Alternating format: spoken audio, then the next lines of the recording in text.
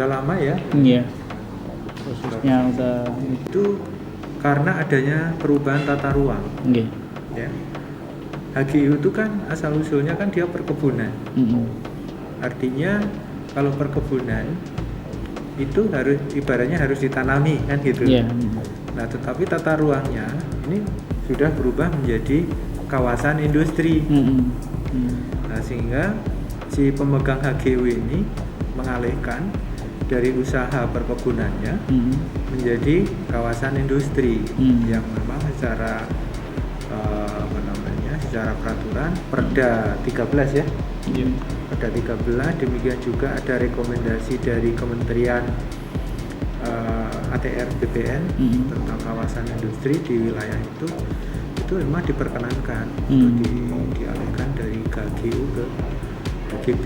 Nah, sehingga prosesnya terhadap HGU yang dimiliki oleh PT Segayung itu dia sudah lepaskan kepada negara. Sudah dia lepaskan kepada negara pada waktu itu. Kemudian dari pelepasan tanah negara dimohon kembali oleh PT Segayung sebagai kawasan industri. Nah, ini untuk menyesuaikan dengan tata ruang yang ada, ya kan? Nah, untuk memohon HGB tadi, ini PT Segayung juga sudah melengkapi dengan perizinan yang ada untuk pendirian untuk kawasan industri. Izin usaha kawasan industri, izin tata ruang, kemudian itu semuanya sudah melalui OSS ya, One Single Submission itu. Jadi secara yuridis formal dia berhak untuk memohon itu, dan dia sudah memenuhi persyaratan-persyaratannya. Ya kira-kira itu, Mas.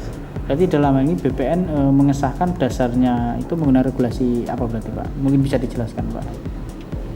Kalau regulasinya ya ini pengalihan dari kawasan perkebunan menjadi kawasan industri. Nah, dia sebagai pemegang hak itu punya hak untuk melakukan perubahan dari penggunaan tanahnya ya Mas ya. Penggunaan tanahnya sebagai mengikuti aturan yang ada dari kawasan perkebunan ke kawasan industri, karena kita tahu juga itu perkembangan dari atau menyatu dengan kawasan industri Batang. Kawasan industri Batang.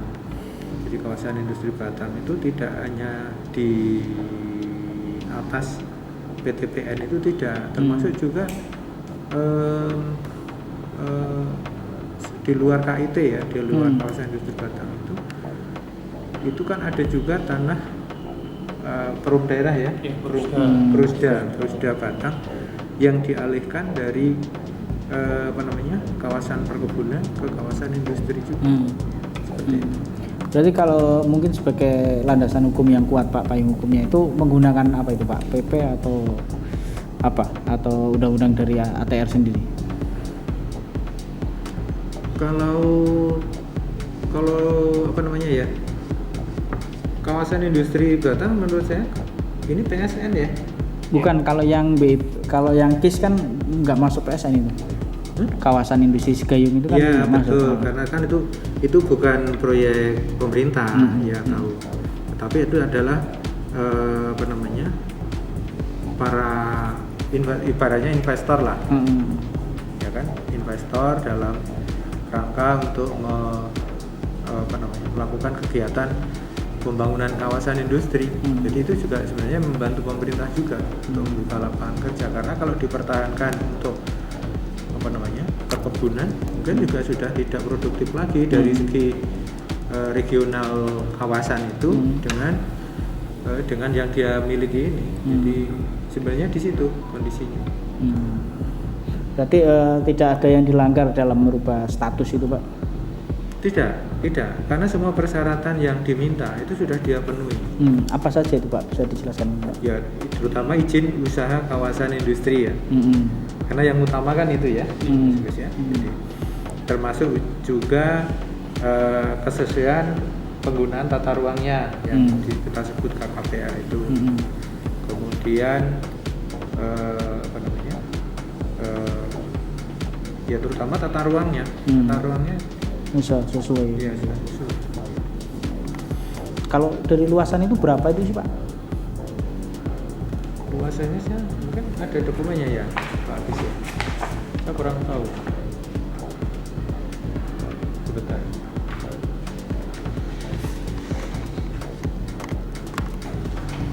Secara kuantitas ini ada 106 hektar. Ya, 106 hektar. Dari haknya yang ada, dari bekas haknya yang ada ya. Jadi hak yang ada sebelumnya 106 hektar. Ini sudah satu kesatuan kumulatif ya Gus ya? Iya, itu satu. Ya. Jadi beberapa bagian. Ya. Jadi satu sudah ya. Keseluruhan 106 hektar. Dan dan atas nama pemerintah daerah, atas nama swasta. Oh swasta, cuma lahannya aja. Lahannya aja yang milik pemerintah atau gimana? Lahannya sama juga milik Swasta juga. Lahannya juga swasta Mas.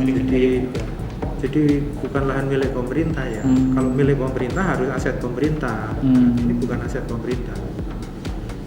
Aset pemerintah itu kan harus tercatat di dalam BMN, barang milik negara, dalam daftar inventarisasi barang milik negara. Ini tidak.